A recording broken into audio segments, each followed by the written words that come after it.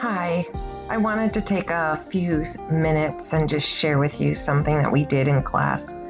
And I thought that it might be interesting for you since you've been really busy and maybe haven't been in and out of very many classrooms. So I just wanted to share with you that we last Friday listened to this podcast about the economy that slavery built and what the kids basically were doing. I explain why, using psychology and mental health issues, as well as memory and retention. If we draw, we're using different portions of our brain. So instead of taking regular notes, we were going to take notes by doodling. When we were all done, we were going to show our doodles and we were going to explain things that we took away from the video or the podcast that we listened to. So that's really what we were doing. And this just happens to be a wee video in production. And so I am going to let you hear and see what the kids took away from the podcast. I'll send you the link for it. I don't expect you to do it, but I thought I would send it to you so that you can see what we did. Anyway, this is from last Friday in class.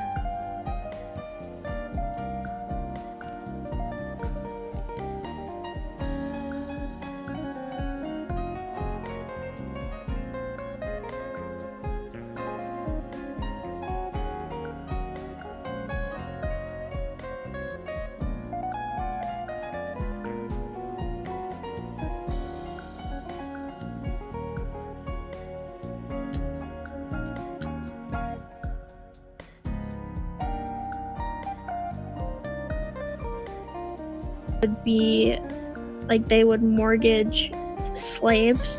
So like they say, if I can't pay my loan back, you can take this many slaves from me. And then the woman also talked about in the beginning how her brother wasn't able to stand up for himself. So that's why I drew this one where he's sitting on the chair and then the standing up is crossed out. And then the plantation owners, that's this little note right here, would need more land because the cotton would only be able to grow on 3 years on the same field. And then back.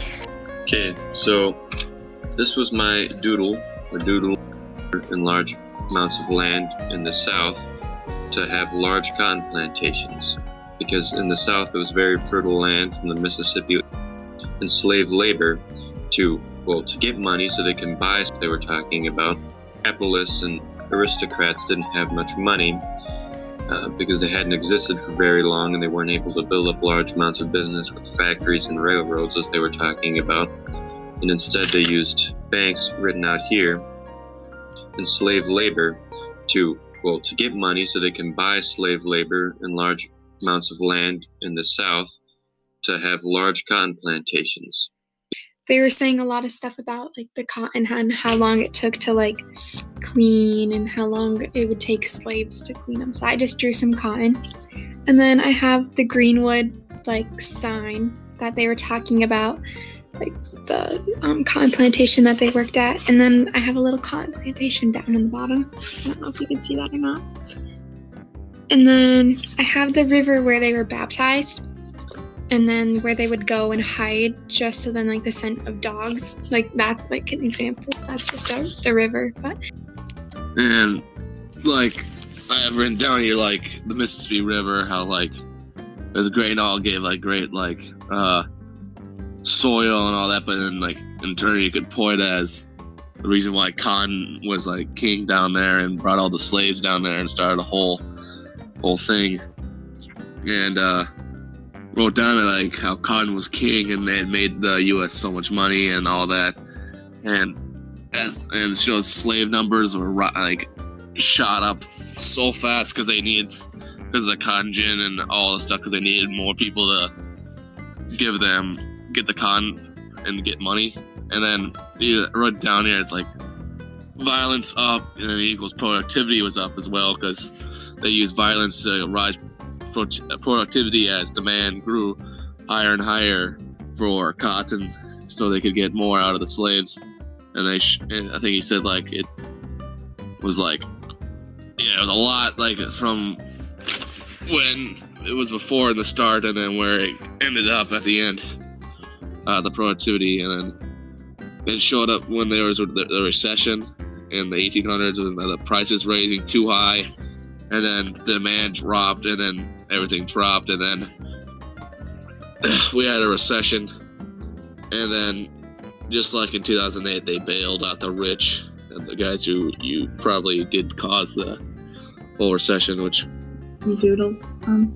I'm not an artist. I cannot draw, and I focused more on like some of the harsh things, and then like the things that really stuck with me. So this, when she said they like tied the... Here's my hand. Oh, when they said they tied like the cotton fan to him, and then he like drowned when they tied it around his neck, that was really like those harsh things, they really like stuck with me, and so that's what that drawing is. This one is when she said they would like have like divots in the ground so that the pregnant people would be like laying like flat to get whipped, and that was really like they were dedicated to like making sure it hurt the most, and that's just like so like creepy to me. And then this, when they said that this is supposed to be the guy that stood up against the white plantation owner, and then they all had to like go around him to like help him, but like this guy, so they just have, so there's more of them, and they have like a bat. America, because it was so popular and the economy just boomed. That picture is of a pregnant lady. They said they would like dig a hole for the pregnant women to lay down so their belly would go into the ground and they could still be whipped. I thought that really stood out to me. That's just unbelievable to me. Just horrible. This picture is a person equals money. They said that they would mortgage people out. So, yeah, that's what that is. This is a grave because a lot of people died or felt dead inside because of how they were treated. And lastly is this picture. She's talking about how she felt like she was in a pen with all of these graves, and this little things are plates of food. She talked about how they fed them and washed them to make them have a good appearance. Brought in a lot of money. That's why I drew dollar signs. It was a very big thing. Like, they made so much money from it. And then that is Aunt Charlotte. I just thought she was a big part of it because she said that she would never tell her about her stories until they actually went to go visit where her dad was born. And then when they got to the river, she started to open up about the stories. So I thought that was a big factor about it. And then I put a door. Hold on, I wrote this down. And then she said they were going from like one place to another, but it was like going from heaven to hell. So it was like a really, like in the north, they would get captured and brought to the south to become slaves. And that was like going from a really nice place to terrible conditions, like basically going to hell. Needed product, such a good product at the time, and more land meant more labor, and more cotton being grown meant more slaves. And as the cotton prices went up, like, they just increased labor, which means the whip was more used, as you could say. But they needed more harder workers. They needed to produce more per person. One thing with modern, or like, they like mortgaged their slaves. That was kind of weird.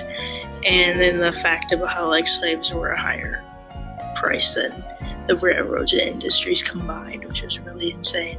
As they should be. Like, it was a big issue, and it's still an issue that has not been resolved. And I found it really interesting to listen to how the narrator was talking about they went to visit where her dad grew up, and they always acted like it was this great place and a great place to live, great place to grow up. And it wasn't until she was older and she was with her aunt that her aunt told her about all the awful things that happened there. And she knew that they happened there, but no one ever told her that they did. And I think that would be just really hard, knowing how like disrespected your ancestors were and how terribly they were treated. Like, I can't imagine, like, even if my parents told me that now, like, it'd make me very disappointed that there were people like that in the past, like, that would do that to my family. So yeah, that was like my biggest takeaway, was just that it's like when reality hits, like, it hits hard, and it has to be really hard to listen to those things. I found it interesting to listen to, she would ask in her podcast these different questions, and people were speechless. They had no answer. I wouldn't have an answer. I wouldn't know how to answer that. But yeah, people had no response. We can't relate to those situations. And so when they ask how we would feel about it, I can't give an answer because I don't know. I don't know what it's like. And even on the other side of the spectrum, I can imagine doing that to someone. Like, it's just so, like, I think the biggest thing for us as people that we need to work on is it's like, we cannot understand what it was like to be the people who held these people, like, to work on their plantations, and we can't understand what it's like to be an enslaved person. And so now I think the biggest obstacle is, no, we can't relate, but can we relate now? And I think the answer is yes, with work, and if everyone's willing to, that's something we can do. But yeah, I really liked the podcast. I thought she did a good job about talking about the issues and having other people involved. And yeah, society can be a mess, but that doesn't mean that we can't fix it. And so yeah.